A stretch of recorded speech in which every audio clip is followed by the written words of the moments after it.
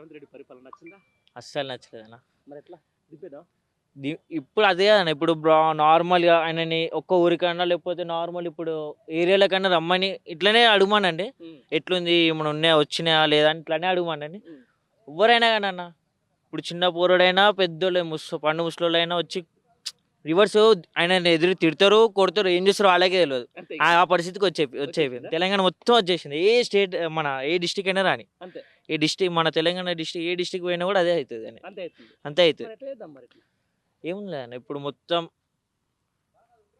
ఇప్పుడు బయటకు వచ్చి మొత్తం ఆయనకి ఆపోజిట్ అవుతుంది. ఎట్లయినా ఆయనకి అది అర్థమైపోయింది. ఇప్పుడు నెక్స్ట్ 4 సంవత్సరాల తర్వాత నేను రానని కూడా ఆయనకి అర్థమైపోయింది. మనకి అందరు తెలిసిందే అది. ఇప్పుడు బయట ఎవరిని అడిగినా కూడా మన వాళ్ళు కూడా అదే చెప్తారు. నెక్స్ట్ 4 సంవత్సరాల తర్వాత పక్కా కేసీఆర్ వస్తాడని తెలుసు. అది కూడా ఆయన కూడా అదే వస్తుందని తెలుసు.